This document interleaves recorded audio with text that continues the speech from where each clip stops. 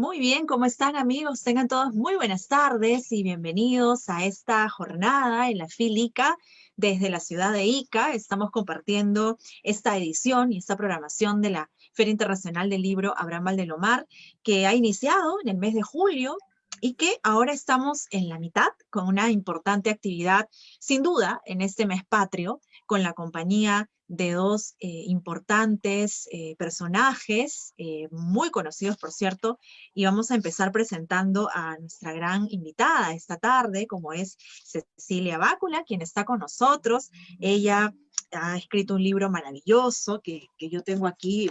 Estaba leyendo uno de los volúmenes antes de esta actividad, que gracias a nuestro amigo Dante Trujillo hemos podido acceder del Fondo Editorial del Congreso hace unos meses, y me contaba la maravillosa idea de poder lograr este libro y poder también visibilizar mucho más la historia de nuestro país y ese gran legado que tiene. Nos acompaña Cecilia, precisamente. Ella es una gran estudiosa, historiadora, y por supuesto también un personaje que ha dejado mucha huella en todo lo que significa este legado histórico. Cecilia, ¿cómo estás? Buenas tardes. Hola, ¿qué tal, Lady? ¿Qué tal, Juan Carlos? ¿Qué tal, amigos de ICA y de todos los que nos escuchan a través de las redes de la FIL ICA? En realidad estoy encantada de participar, agradecida, Lady, triste de no poder estar en ICA, tierra de sol que me gusta tanto, pero bueno, aprovechamos los elementos de la modernidad para poder conversar con todos, presentarles este libro, contarles de qué es lo que quise hacer, qué es lo que creo que he obtenido, y reflexionar juntos, ¿no?, sobre la historia de estos 199 años que, bueno, que ya comenzaron a caminar hacia el año 200, ¿no? Gracias, Lady. Gracias a ti, por supuesto, por este tiempo. Saludamos también a Juan Carlos Romaní. Él es uno de los preocupados por difundir el Bicentenario en nuestra región Ica, y bueno, nos va a acompañar para un poco hablarnos también y interactuar en este conversatorio sobre la importancia que ha tenido nuestra región en este proceso de la independización. Juan Carlos, ¿cómo estás? Buenas tardes. ¿Qué tal, Leire? ¿Cómo estás, doctora? Buenas tardes, doctora Celia Bácula. Gusto de conocerla. Y me ha gustado mucho esa frase que usted ha mencionado hace unos instantes, cuando dice: Lady, apenas me dices cuando viajo a Ica, yo agarro a mi carro, estoy con ustedes. Yo creo que esa es la actitud, ¿no? La actitud que hoy tenemos que imitar en tiempos de la pandemia, ¿no? Esa actitud efectiva, ha sido una decisión de forma inmediata, ¿no?, para poder, en este caso, viajar a Ica, ¿no?, y compartir todos sus conocimientos. Doctora Cecilia, gracias por esta oportunidad. Y aquí está este hermoso libro que llegó en mis manos por Lady, ¿no? Un hermoso libro que lo he leído con tanto entusiasmo porque, como soy nacido en Marcona, Nazca, de región Ica. Entonces dije, la doctora Cecilia Bácula, en este hermoso libro, tiene que haber mencionado a Ica, ¿no? La cuna de la bandera y de la independencia. Y empecé a verlo con ese interés y he recorrido todas las páginas y me he encontrado con grandes historiadores, una obra muy valiosa, doctora, yo la felicito a nombre de todo el pueblo iqueño. Y en las páginas casi finales, para mí, como decir, lo bueno viene de fondo, ¿no? El plato fuerte viene en la parte final. Encontré esta hermosa, este hermoso texto, Oración a la bandera e invocación a la patria, de Abraham Valdelomar. Bendita seas, ala de la victoria. Y luego empecé a derramar lágrimas, doctora, porque en su libro está Ica, y qué mejor que Abraham Valdelomar. Gracias. Ajá. Gracias, Juan Carlos. En realidad, debo decir que incluir a Valdelomar era una obligación, o sea, una obligación, era imposible no colocar.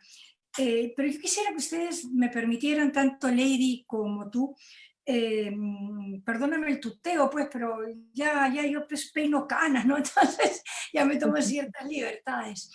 A ver, todo esto comenzó como un interés mío por ser capaz de elegir aquellos textos que yo creo que todo peruano, no importa la edad que tengas, debe conocer, debe leer alguna vez.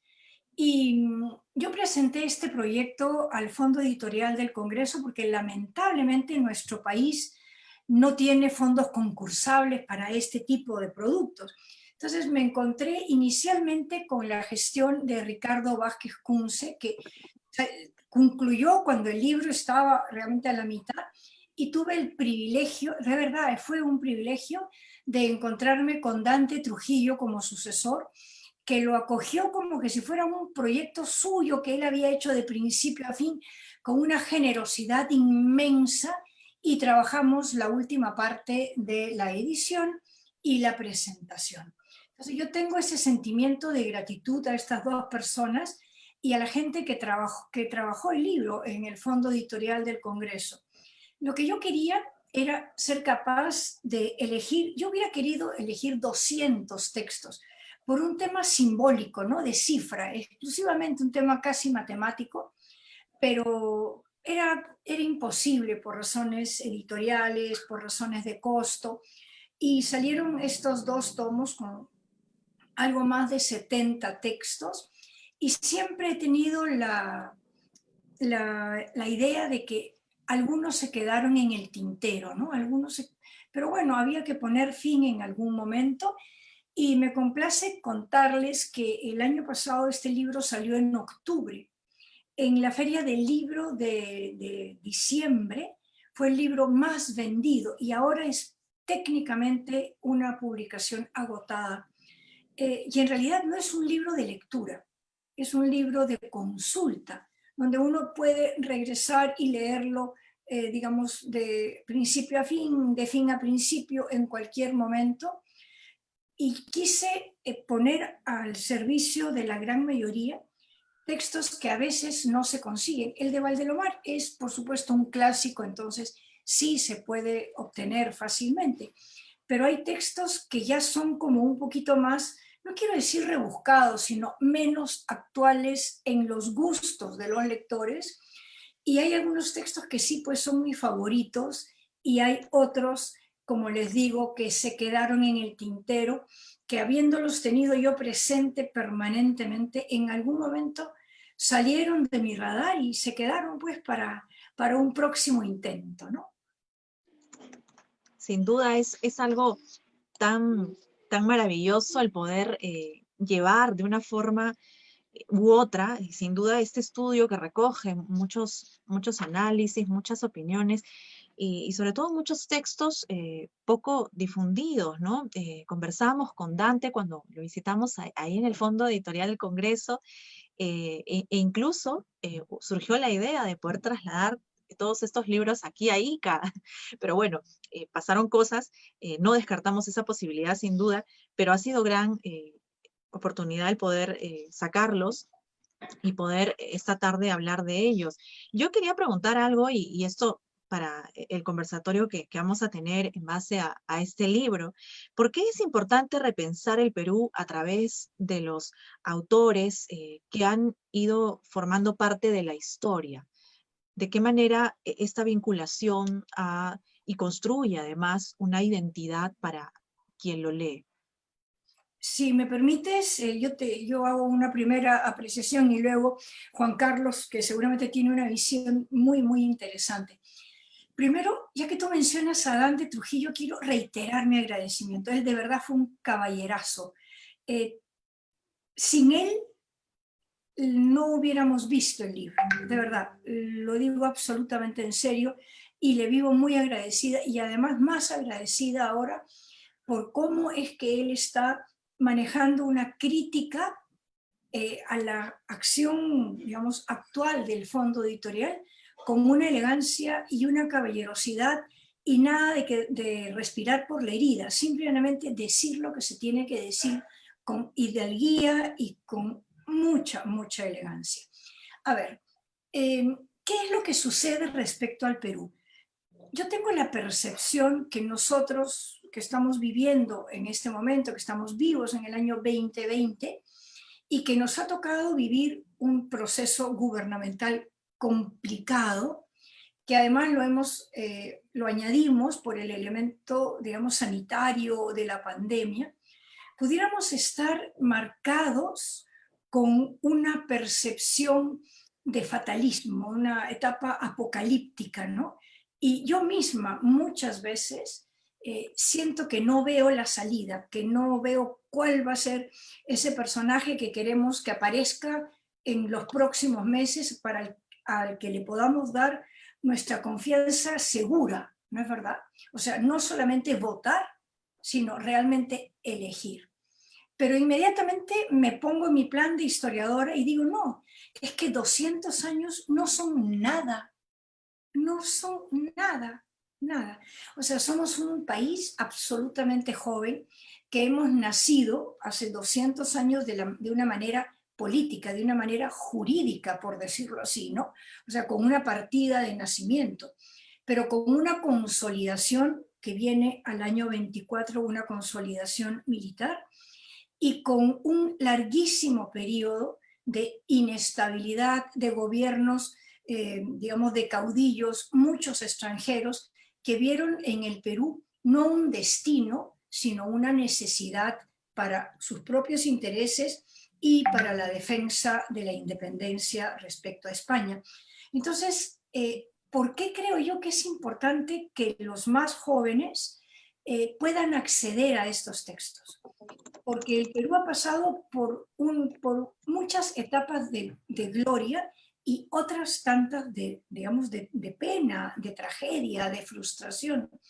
Pero eso es nada en la larga duración. Y en ese sentido yo me convierto en una seguidora fiel del francés Brodel, que hablaba de que nosotros vemos solamente la corta duración que es nuestra propia vida, nuestra limitada visión marcada por nuestra circunstancia, pero que la historia se desarrolla en ciclos tan complejos que nos desbordan en tiempo y en capacidad de comprensión. Entonces, en los próximos 100 años, este Perú va a ir madurando y vamos a ir corrigiendo aquellos elementos que hoy en día no nos gustan, pero 200 años son muy pocos. Solamente les quiero contar que mi papá asistió a las ceremonias del centenario, o sea, una generación, ¿no es verdad? Y que mi bisabuelo llegó al Perú en épocas de no independencia. Entonces son 4 generaciones, es muy poco, no son nada, somos un país jovencito. Y en ese sentido tenemos que aceptarnos, no con, digamos, no con una sensación fatalista, no, sino que en los últimos 50 años muchas cosas radicales han pasado y todavía no terminamos de pensar en la importancia de ser realmente crisol de razas. Entonces, todo eso es algo que tiene que decantar. creo que la razón de esta publicación es permitir comprender y leer y reflexionar una visión que comienza con Garcilaso, o sea, es una visión bastante antigua de por qué el Perú es el Perú, su visión del Perú, y falta, digamos, el aporte de muchos otros más jóvenes, porque esa publicación tiene, bueno, varias carencias, ¿no? Por ejemplo, son todos como mayores y me hubiera gustado un tomo de los más jóvenes, o sea, de los que están pensando el Perú ahora, ¿no? Pero siempre es algo que se puede remediar con un esfuerzo adicional. Claro que sí, por supuesto. Y es sin duda desde ya un gran aporte el poder rescatar toda esa fuerza, toda esa, digamos, historia que está en los pasajes y en las personas y ha ido quedando en el tiempo. Juan Carlos, ¿cuál es tu visión respecto a ese tema? Sí, Lady Cecilia, con todo respeto, mucho cariño. Eh, Quien les habla es periodista de profesión. También soy educador de profesión y amante de la historia. Soy un apasionado de la historia desde muy pequeño y tengo la suerte de haber nacido, Cecilia, escúchelo bien, por favor. Nací el 19 de octubre del año 1971. Vale decir, cuando celebramos 150 años de la independencia del Perú. Y ahora, como investigador de la Biblioteca Municipal José de San Martín, de la Municipalidad de Ica, ¿no? Tengo el privilegio y la suerte de estar al alcance de la mano 106 libros de la valiosísima colección documental de la independencia del Perú, que se publicó en el tiempo del gobierno militar. Y he leído de los 106 libros apenas una docena, y en todos aparece la tremenda importancia de nuestra región Ica, desde Pisco, Chincha, Palpa, Nazca, hasta los amigos de Acarí, el rol que jugaron para el inicio de la Guerra de la Independencia. En esta hermosa colección, por ejemplo, he leído a la doctora Ella Dunbar Temple, una gran historiadora, y una hermosa obra, ¿no?, en donde habla de los guerrilleros patriotas, las guerrillas, las montoneras, ¿no?, en donde se deja establecido que no solamente San Martín y Bolívar, o argentinos, chilenos, ¿no?, llegaron al Perú como los salvadores. No, señor. Desde mucho antes ya el Perú, antes de ser libre, ¿no?, ya luchaba por su independencia, desde tiempos de Manco Inca y mucho más.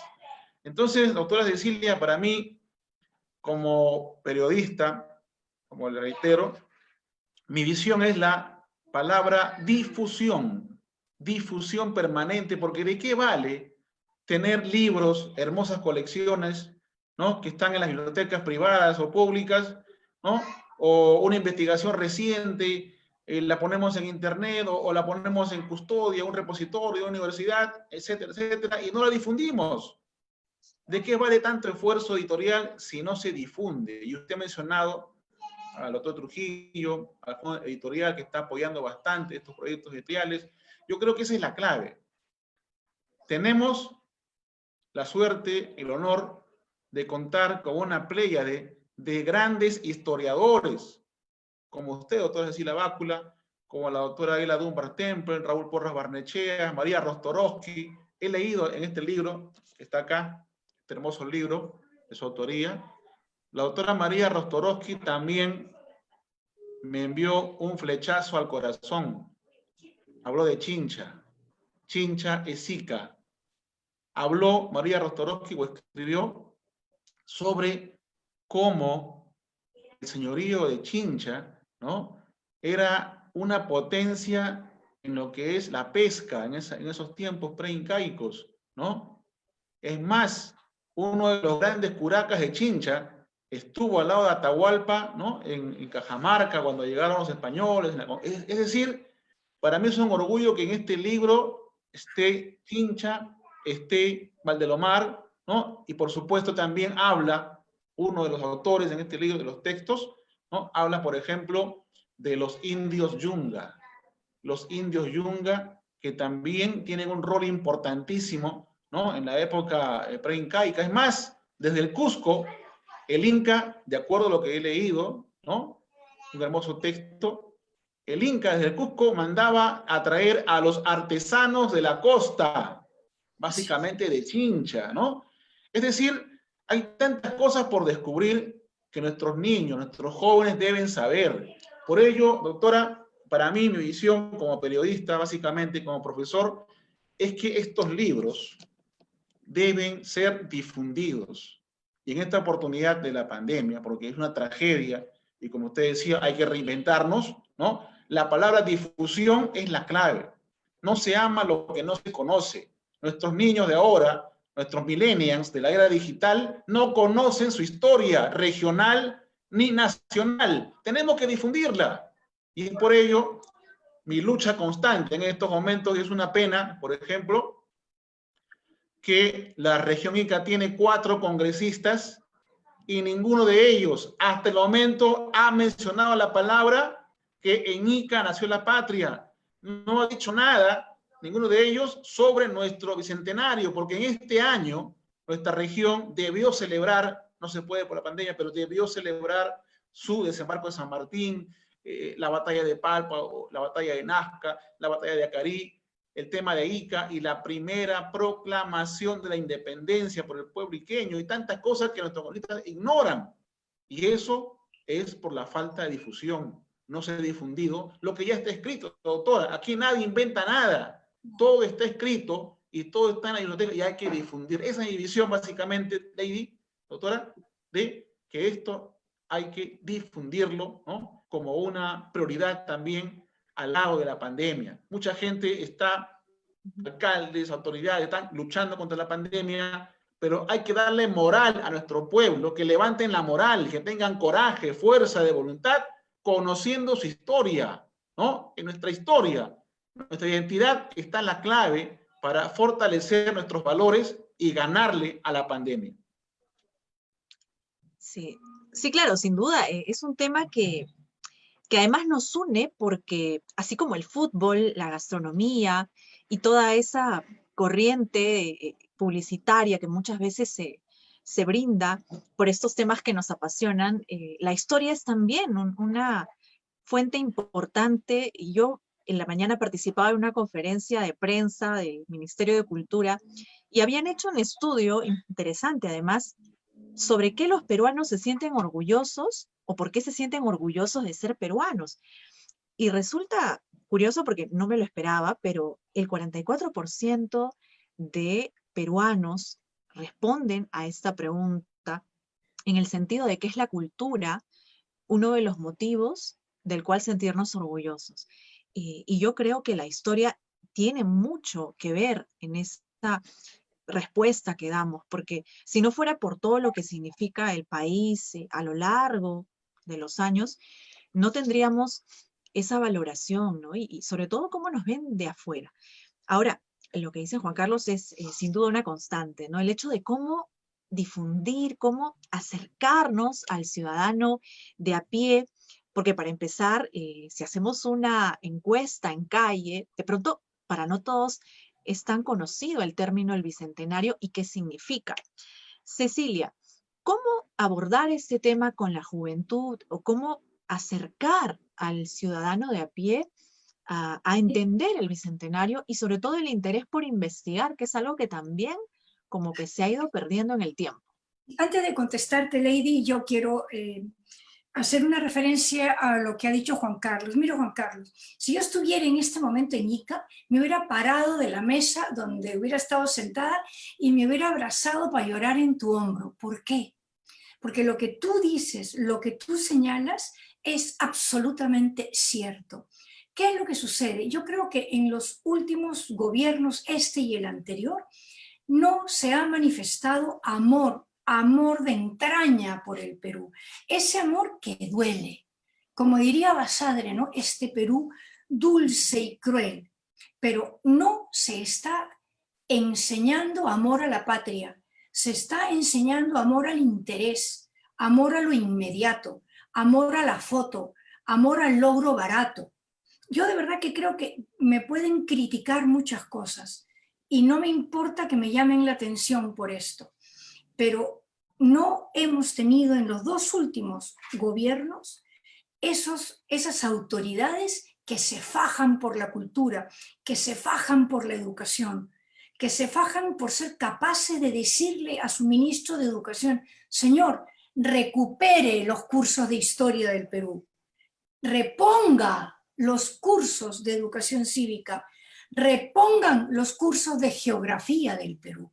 Y voy a decir algo de lo que no sé si después de esto me voy a arrepentir, pero nosotros queremos vivir en democracia, no queremos vivir en gobiernos militares. Sin embargo, lo que hizo el gobierno militar en el sesquicentenario para dejar esos 116 tomos de documentos extraordinarios, no hemos sido capaces como sociedad civil de incrementarlos ni completarlos. Yo no sé si ustedes saben que la comisión del sesquicentenario quedó con algunos pocos tomos pendientes.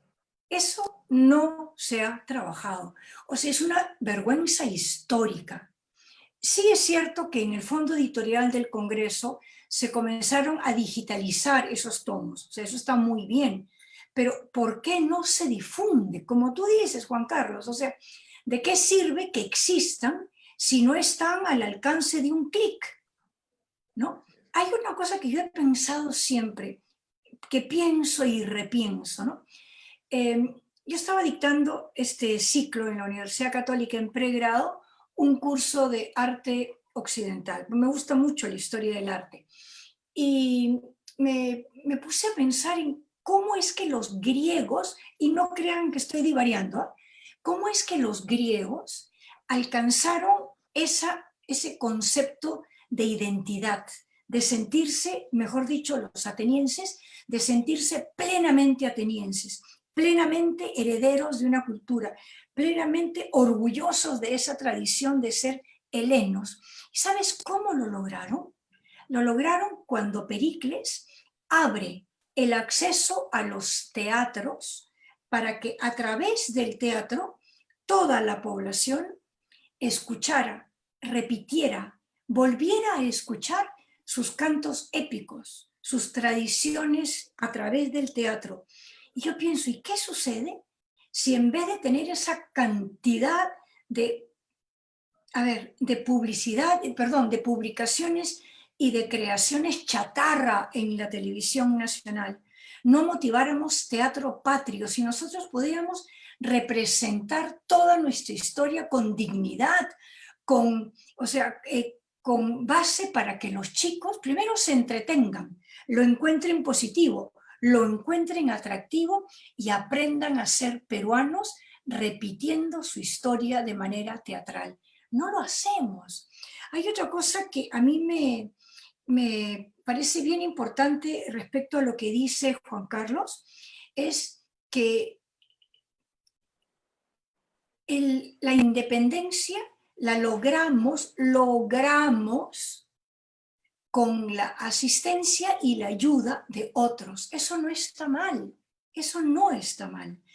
Pero desde 1780, o sea, con Tupac Amaru, ya nosotros comenzamos a tener muestras del carácter, digamos, de la tesón de este pueblo. Y si hoy día, en el año 2020, este pueblo resiste hambre, mayor pobreza, carencia de educación, carencia de salud, es porque estamos hechos a prueba de todo, de todo. Entonces, ¿por qué no recuperar esta urgencia de identidad? Lo único que puede salvar al Perú no es la división y mucho menos el enfrentamiento. Lo que puede hacer que este Perú comience el año 201 con dignidad es encontrar la forma del orgullo por la identidad. Y eso abarca a todos. Y cuando tú has hablado de Ica y de tu región maravillosa, recuerda que nosotros, el mundo entero, no nosotros, el mundo entero, hoy en día, hace una genuflexión de admiración ante la riqueza de los pueblos de Paracas y Nazca. No hay nación en el mundo que haya logrado la complejidad simbólica y la extraordinaria habilidad técnica de los Paracas. O sea, eso, ¿por qué no nos los dicen? ¿Por qué de verdad no abrimos la boca con sorpresa ante todo lo que este Perú puede, digamos, ofrecernos de asombro positivo? ¿Por qué? Porque en el fondo creo que quienes están a cargo no aman al Perú, lo desconocen y creen que la historia termina en su propia pequeña y mezquina circunstancia. Mira, yo soy muy dura para hablar, ¿eh? Pero creo que digo la verdad. No, sí, definitivamente. Este es un conversatorio muy sincero, yo siento, porque se dicen las cosas tal cual y además la gente que nos está siguiendo aplaude los comentarios de ambos y además porque la idea es también que conozcan cuántos libros se producen de historia y que los lean sobre todo. Yo creo que esta tarea no va a cesar nunca, pero es buena la iniciativa. Nos escriben, por ejemplo, de varios colegios, varios profesores que están viendo la transmisión y les encantaría cuánto tener este libro. Yo seguramente pienso en algún momento se digitalizará o se podrá difundir, pero es bueno saber que además los docentes tienen como que esa potestad de poder incidir en la educación, ¿verdad?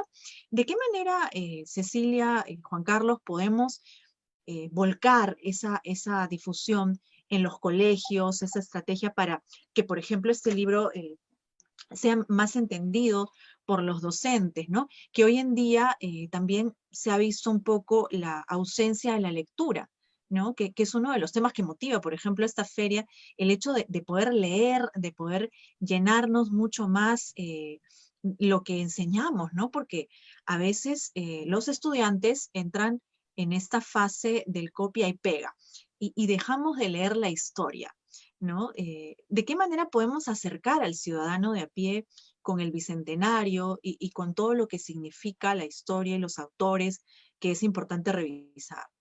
Yo creo que a gente como nosotros, o sea, es decir, hablo de nosotros tres sin involucrar a las personas que con tanto cariño nos están siguiendo, ¿no? Pero yo creo que nosotros no tenemos que esperar, o sea, no podemos esperar nada de quien no lo quiere hacer. Es decir, si los gobernantes, y como mencionaba Juan Carlos, si los representantes ante el Congreso por ICA no les interesa, creo que es la población civil la que tiene que levantar su voz.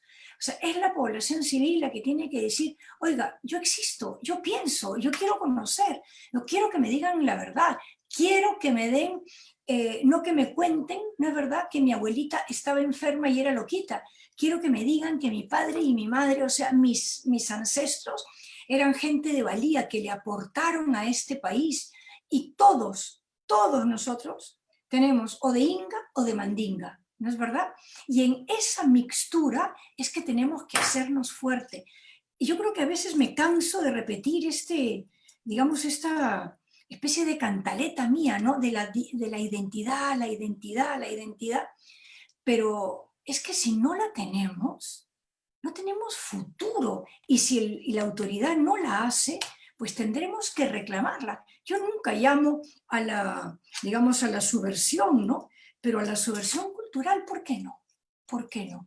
Y Lady, yo no sé si lo que puedo ofrecer es positivo, pero, o Juan Carlos, si alguno de ustedes quiere alguno de los textos que yo se los pase en formato digital, pero por supuesto que lo hago. Nada es mío. Nada es mío. Lo único que es mío es la gratitud a este país que me ha permitido producir y que me ha permitido formarme y que me permite seguir transmitiendo a través de las cátedras, ¿no? Pero en el fondo, en la medida en que uno comparte, sigue siendo más rica y más rica y más rica. O sea, cualquier profesor, cualquier persona que quisiera un texto, todos, muchos, no lo sé, yo los puedo compartir. Nada es mío. Nada es mío. Genial, muchísimas. Le tomamos la palabra entonces, Cecilia, Claro, claro. para poder postearlos también en en la página de la feria. Una de las cosas que nos están preguntando, nos preguntan sobre el libro, hay algunos que han tenido la oportunidad de leerlo. Jorge Castillo, por ejemplo, nos pregunta sobre la presencia de Vallejo, por ejemplo, ¿no? Nos dice, César Vallejo aparece en el fabuloso poema Los 9 monstruos, y nos pregunta un poco por qué la inclusión de estos y por qué serían importantes para entender el Bicentenario del Perú. Una curiosidad más nos dice, ¿cómo así la inclusión de Vallejo en parte de la República junto con otro poeta como Santos Chocano? Ahí se juega un poco con los tiempos, no, nos pregunta Jorge Castillo. Sí, en realidad yo tuve que elegir, o sea, tuve que hacer como unos bloques casi cronológicos, ¿no es verdad? Entonces, no incluir a Vallejo hubiera sido realmente un pecado mortal. Y sí debo decirle al señor Castillo que la elección fue absolutamente, como es toda elección, ¿no? Es un tema de amor, es un tema arbitrario. Nunca podríamos estar todos de acuerdo en si este texto, este poema o este capítulo era mejor que otro. A mí me costó muchas horas de reflexión, de verdad lo digo con honradez, decidir sacar algunos porque me pusieron también un límite de extensión, o sea, son 2 tomos, son 1200 páginas y bueno, tampoco se podía más. Entonces, respecto a Vallejo, yo elegí ese poema porque está muy asociado a mis recuerdos de mi etapa de formación universitaria.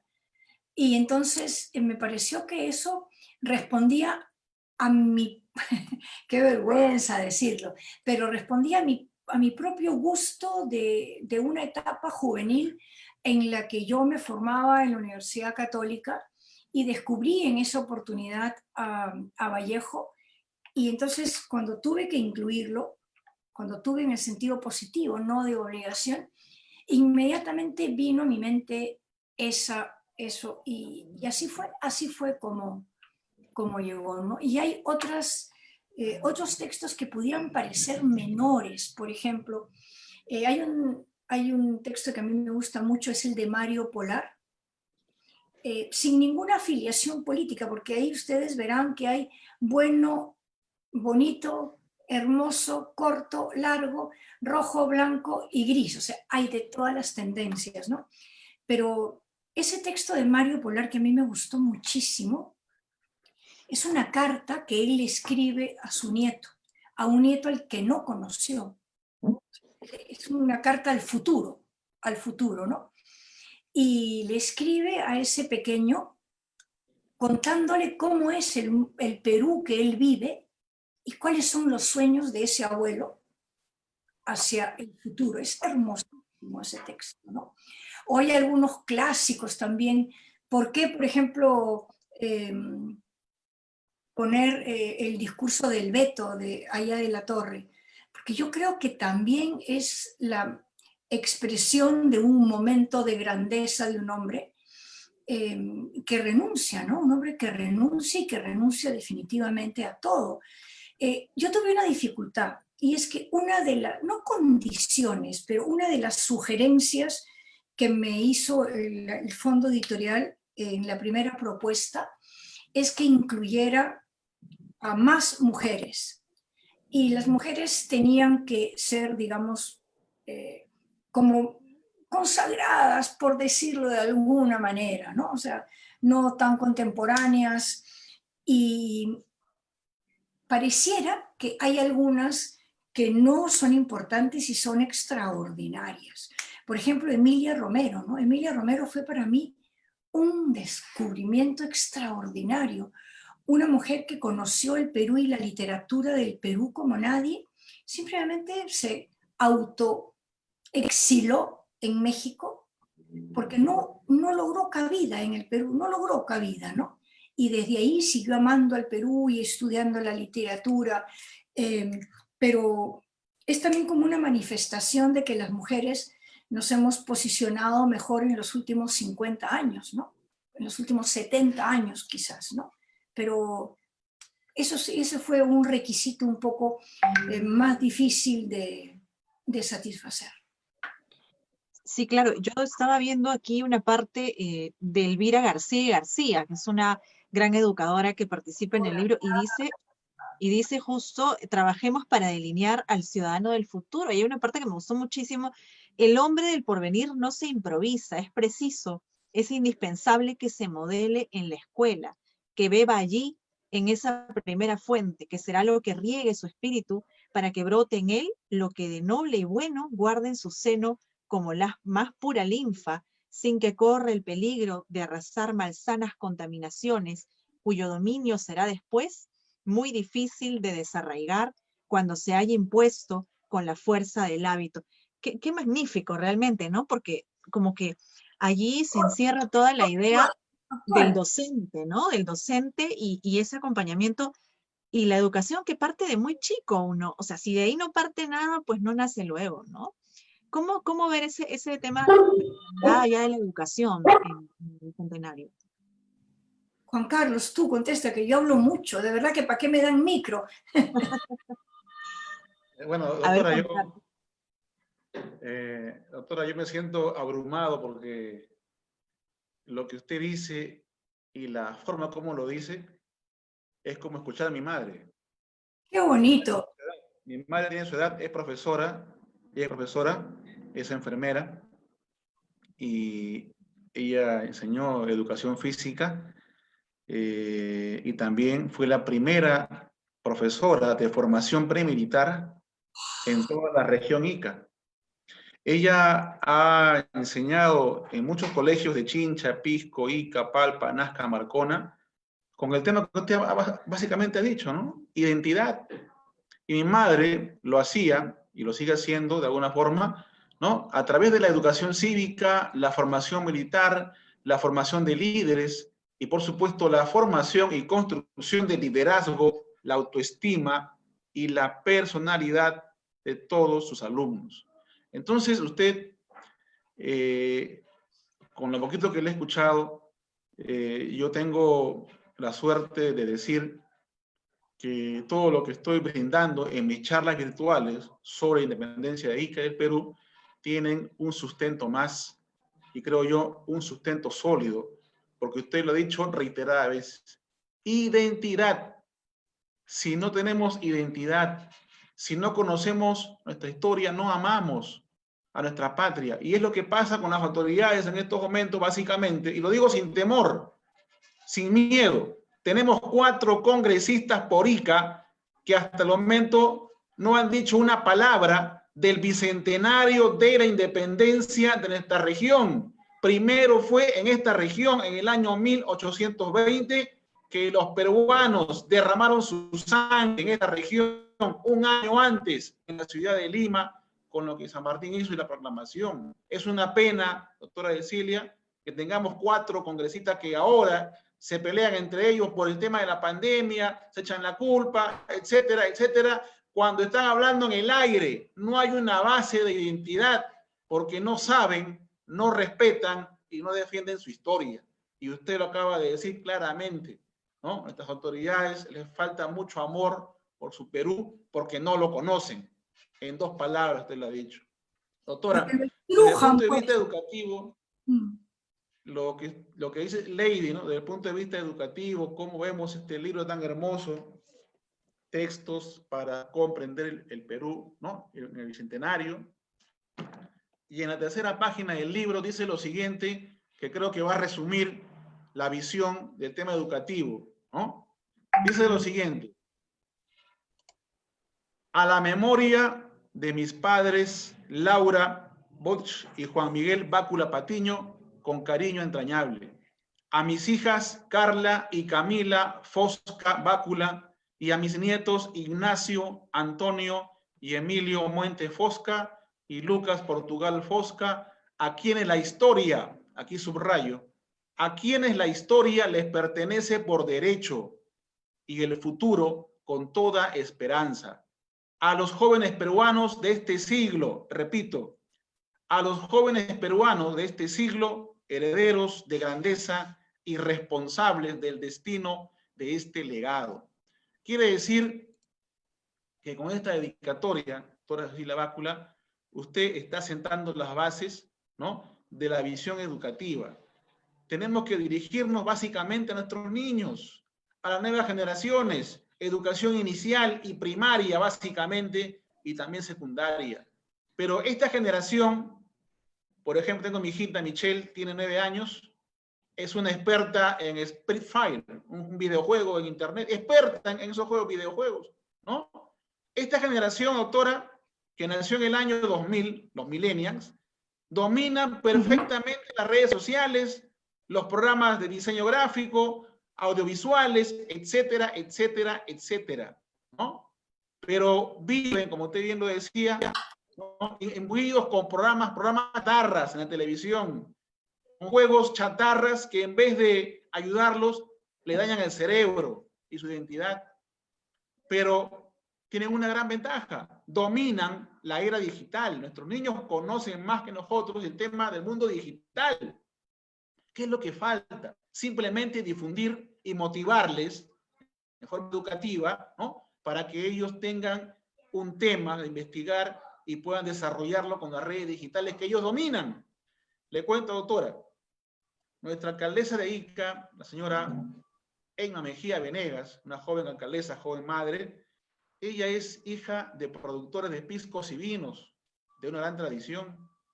Ella empezó su gestión el año pasado y con mi persona conversamos y le dije, señora alcaldesa, estamos trabajando hace buen tiempo en una campaña educativa que se denomina Región Ica, Cuna de la Independencia. Deme la oportunidad para yo seguir viajando a todos los colegios de toda la región y difundir el tema de la independencia de nuestra región. Ella me apoyó y me sigue apoyando, doctora. Hoy hacemos charlas virtuales con el apoyo del gobernador regional Javier Gallegos y la Dirección de Educación. Lo hacemos casi 2 o 3 veces a la semana y hay una gran participación de los profesores de toda la región. De igual forma, doctora, esta campaña denominada campaña educativa Región Ica, Cuna de la Independencia, es una campaña educativa que ha demostrado que efectivamente falta difusión. Los profesores de colegios públicos y privados están reclamando, como usted lo dice, que vuelva el curso de educación cívica, que vuelva el curso de historia del Perú y de las regiones en la currícula del Minedu, que no existe en estos momentos. Hay un área que domina ciudadanía cívica, desarrollo social, pero los profesores dicen que prácticamente no hablan nada de la historia regional de Ica y, por supuesto, del Perú. Usted lo acaba de decir. ¿Por qué razón arrancaron de la currícula esos cursos tan valiosos como la historia del Perú, la educación cívica, la formación premilitar? Creo yo, doctora, que por ese lado tenemos que golpear, y usted lo ha dicho, tenemos que reclamar con justo derecho a las autoridades para que se retome el tema de difusión de nuestra historia en todo lo que es educación privada, perdón, o educación pública. Entonces, yo le cuento, doctora, finalmente en esta parte, hace 1 hora participé de un conversatorio de la Asociación de Guías Turísticos del Perú. Invitaron al coronel EP Enrique Gargurevich, presidente del Instituto de Estudios Históricos Militares del Ejército. Él lo acaba de decir hace 1 hora en redes sociales. En Ica se creó la primera unidad del Ejército del Perú con el Escuadrón de Caballería Auxiliares Patriotas de Ica, ¿no?, formado por afrodescendientes o los negros esclavos de Chincha, Pisco, Ica, Palpa y Nazca. Esa historia, doctora, no la conocen los mismos iqueños. Es algo inaudito, ¿no?, que después de 200 años prácticamente los iqueños recién vamos a conocer la gran importancia que tuvo nuestra región, nuestros antepasados chinchanos, pisqueños, palpeños, nazqueños, para luchar por la independencia de nuestra patria. Usted la hizo hace unos instantes, efectivamente Tupac Amaru empezó una serie de sublevaciones, ¿no?, y luego se prolongaron en el año 1820. Eso es más o menos, doctora, una visión que yo tengo y reitero, ojalá no no se aburra conmigo, doctora, No, reitero esa palabra, hay que insistir en la difusión de lo que ya está escrito y investigar mucho más nuestra historia regional. sí, la verdad es que a mí lo que me motiva la historia es pasión, ¿no? Digamos, yo no puedo hablar de algunas cosas sin emocionarme. Por ejemplo, cuando yo hablo de el regreso de Tacna a la patria, es algo que me duele, como que si me estuvieran, digamos, clavando agujitas, ¿no? O cuando menciona, como tú, Juan Carlos, ¿no? Este voluntarioso olvido de los valores, porque tenemos en nuestra historia valores extraordinarios, no solamente de los individuos, valores colectivos. Ese primer ejército, que es de verdad algo que la gente no conoce, no es solamente un ejército a nivel militar, es un ejército de gente que, habiendo sido o teniendo aún todavía en ese momento condición de esclavos, opta por ponerse al frente para una posibilidad de futuro. Y eso es lo que nosotros tenemos que hacer. O sea, si nosotros le damos la espalda al futuro, lo que hacemos es que nos condenamos solamente a mirarnos al ombligo. Y la historia solo tiene sentido cuando, conociéndola, uno la comparte. No es que la historia evite lo que se repita, no, o sea, eso yo no lo creo, pero la historia lo que permite es que uno tenga su propia existencia sobre patas como una mesa bien sólida y construya su propia existencia tomando los valores de los que tenemos muchos, muchísimos. Entonces, creo que es difusión y es ponerle pasión y no dejar de hablar, ¿no? Por ejemplo, en el tema educativo, hoy acabo de terminar yo un artículo para una publicación digital y denuncio el tema de los tablets, ¿no? O de las tabletas, como quieran que se llame, ¿no? O sea, una grosería por parte del gobierno, una grosería. Tablets que no van a funcionar, sistemas solares que no van a poder funcionar, programas que no existen, maestros que no están familiarizados con qué programas o con qué contenidos vamos a trabajar. Propuestas que la Contraloría ha denunciado por tener 71% de sobrevaloración. Entonces yo digo, ¿qué está pasando con los valores de este país? Y eso nos toca a nosotros, ¿no? A los que tenemos la posibilidad de hablar con los maestros, de escribir o de conversar y no dejar de hacerlo. O sea, lo peor es el silencio. Esto es como el apostolado, digamos, religioso, ¿no? Uno no puede dejar, como diría San Pablo, ¿no? De dar razón de nuestra esperanza. Y aunque nosotros creemos que estamos viviendo el fin del Perú, estamos viviendo solamente digamos, un traspiés en un niño que gatea. No pasa nada. Pero si nos concentramos en el dolor del niño que gatea y solamente lo cargamos y lo envolvemos, no lo vamos a dejar que, digamos, que progrese superando el miedo, ¿no? Entonces, Juan Carlos, siga usted y cuando tenga conversaciones con los maestros, llámeme por teléfono, yo me meto en la conversación, les explico lo que ellos quieran, porque en realidad, como les digo, yo lo que sé y lo que he logrado publicar no es mío, pues, ¿no? Es que este país me lo dio y a este país se lo tengo que devolver.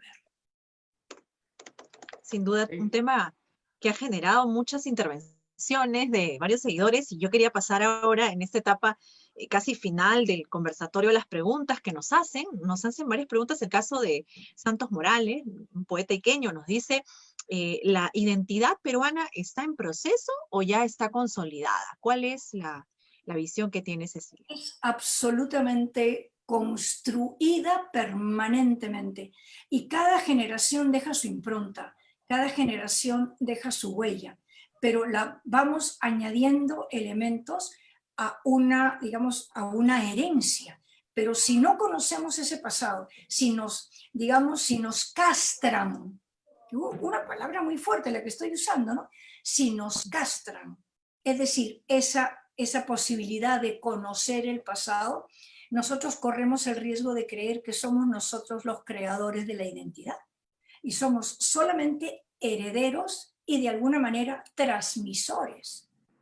Pero nosotros tenemos que rescatar el reconocimiento, o sea, volver a conocer nuestra historia para poder, digamos, eslabonarnos, ¿no? Como una cadena en esa construcción de la identidad que la hacemos todos los días a través de toda nuestra vida y de la vida de todos los que viven en este país, ¿no? También nos preguntan respecto a la relación con las mujeres en el Bicentenario y en el libro, sobre todo. Es importante las mujeres en la cultura. Se ponen, por ejemplo, textos de Flora Tristán, que aún contiene tanta vigencia en sus críticas sociales. ¿Cómo evalúa la vigencia de ella en nuestros días? Creo que hay que leerla y hay que quererla, Flora. O sea, realmente Flora tiene un valor extraordinario. ¿Por qué? Porque siendo, digamos, medio francesa, ¿no? Flora se enamora de este país y ella se va a definir y a sentir como peruana. Flora es extraordinaria y simplemente creo que si uno le pregunta a un alumno, ¿sabes quién es Flora Tristán? Ni Flora ni Tristán. No tienen idea. No tienen Sí. idea. Sí, sí, eso pasa mucho, ¿eh? Nosotros que vamos a colegios siempre solemos preguntar, es más, por los escritores, ¿no? Y ya de pronto por los poetas, pero la respuesta siempre es un poco el silencio. Y eso es algo en lo que hay que trabajar muchísimo y nos queda luego de este conversatorio la enorme tarea de seguir haciéndolo. Le tomamos la palabra a Cecilia, el que nos pueda pasar esos textos para poder difundirlos más y seguir con esas actividades, porque yo creo que es una buena forma de llevar a los docentes, a los jóvenes, el hecho de tener que leer y deber hacerlo como, no solamente como un deber escolar, sino como un deber cívico para construir ese nuevo ciudadano que queremos todos, ¿no? Más aún porque ahora, en este bicentenario que tenemos, no hay muchos líderes nuevos más allá de la historia, ¿no? El hecho de recordar es bueno, pero hoy en día, ¿cuántos más forjarán nuestro Perú del mañana, ¿no? Es un poco también la idea de generar en los jóvenes la tarea de emprender este reto de vivificar el nuevo Perú, ¿no? Yo quisiera cerrar con ese mensaje que nos deje en esta conferencia frente al bicentenario que tenemos y la importancia que tiene difundir este libro. En realidad yo quiero agradecer sobre todo y decir que no debemos dejar que nos roben la esperanza y que la esperanza significa la posibilidad de creer en lo que hemos sido siendo, o sea, en lo que estamos siendo como parte de toda una cadena de pensamiento, de acción heroica, de logros y de fracasos, porque en realidad la vida es ¿no? Es un subir y bajar, pero que este Perú tiene todo el futuro por delante. Tenemos todo, tenemos cultura, tenemos riqueza, tenemos territorio, tenemos gente extraordinaria. Solo necesitamos despertar esa alma de peruanidad dormida. Hay solamente que despertarla. Y el Bicentenario es una buena oportunidad para hacerlo. Juan Carlos, tu comentario final. Bueno, doctora, yo agradecerle a Lady Loaiza, decana del Colegio de Periodistas, por esta invitación, y también a Lady felicitarla por esta labor frente a la Feria del Libro, la FIL ICA, que le ha dado otro nivel y que, a Dios gracias, ya la FIL ICA está sonando a nivel mundial. También, doctora Cecilia Bácula, permítame pedirle a nombre del pueblo iqueño apoyarnos en investigaciones de personas que, como quien les habla, somos muy apasionados y muy emotivos cuando hablamos de Ica y del Perú. Tenemos nosotros una nueva generación de periodistas e historiadores, muchos trabajos por publicar, muchos artículos, muchos libros. Dios quiera, Dios mediante, usted nos puede apoyar más adelante para que nuestros libros puedan ver la luz algún día.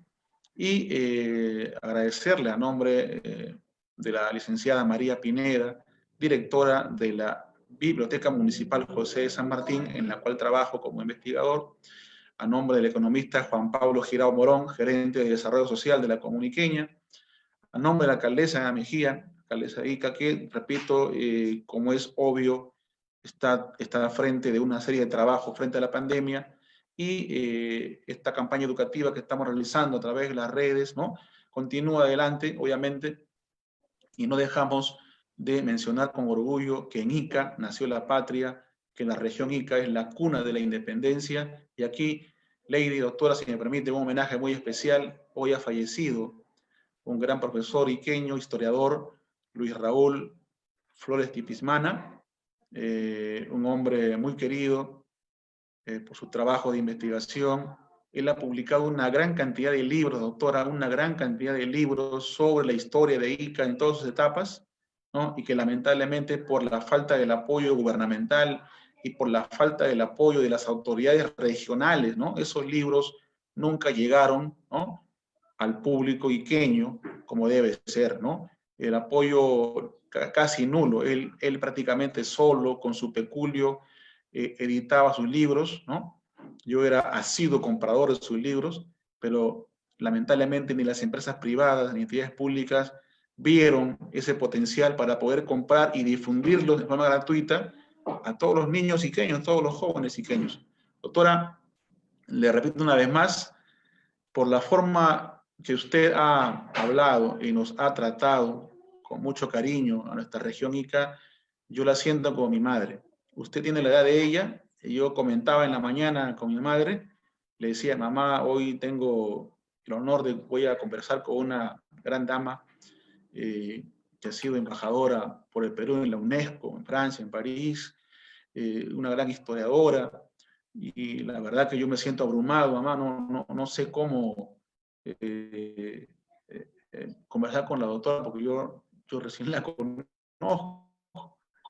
Y mi madre me dice: Juan Carlos, simplemente escucha a la señora y vas a aprender. Estoy seguro, porque con lo que tú me has dicho, la señora es una mujer de mundo, de gran experiencia y apasionada. Recuerdo mucho que me dijo: ella es apasionada por la historia, ¿no? Y te va a ir bien. Doctora, yo le agradezco sus tiempos por escucharnos. Por supuesto, desde Ica, la capital del pisco peruano, desde Ica, la tierra bendita del señor de Luren, lleve siempre este mensaje con usted: región Ica, cuna de la independencia. Un abrazo fuerte. Gracias. Caramba, qué gran es, siempre la pasión es algo que nos mueve, ¿no? Y de verdad que muchos se han sentido identificados con las palabras de Juan Carlos, que es un gran amigo, además, y colega periodista también. Y bueno, recordábamos hoy este hecho lamentable, ¿no? El hecho de Luis Raúl Flores Tipismana, que nos dejó, que es un gran historiador iqueño. Desde aquí las condolencias a toda la familia. Tenemos que cerrar el evento sin duda, pero no quería irme, Cecilia, sin una última pregunta que nos han pedido con mucha insistencia, y creo que encierra la idea también de este conversatorio y al final el mensaje que dejamos, ¿no? ¿Cómo desterrar la miserabilidad política? Cerramos con eso. ¿Sabes cómo? Que todos los que podemos y estamos en capacidad, nos quitemos la desidia de participar en política. Yo la primera, porque nos han hecho creer que la política es una cochinada, que la política es mala, y eso será para los que son cochinos y malos. Creo que tiene que haber una generación joven, ya yo no, pero bueno, en fin, de participación política valiente. Y si no lo hacemos, o sea, yo tengo conciencia de culpa porque en varias oportunidades fui convocada y dije no, pero hay obligatoriedad de participación, de participar en la política, porque solo desde adentro se pueden lograr los cambios. Desde afuera nos quedan solamente los lamentos, y lamentarnos sin actuar es realmente triste. A trabajar y a meter el hombro aunque duela. Muchísimas gracias, Cecilia, muchísimas gracias por este tiempo. Y bueno, estaremos en alguna oportunidad con más cercanía, de pronto ya en Ica, en nuestra cálida ciudad, para recibirte y hacerte un tour por nuestra región. Muchísimas gracias, Cecilia. Muchísimas gracias, Juan Carlos, también por este conversatorio. Nosotros nos despedimos hasta una próxima edición aquí en La Fílica. Tenemos mañana con Mariana de Altaos un gran conversatorio sobre la literatura y el teatro a las 5 de la tarde. Buenas tardes con todos. Muchas gracias. Gracias, gracias Juan Carlos, gracias Ley. Gracias, a usted, muchas gracias.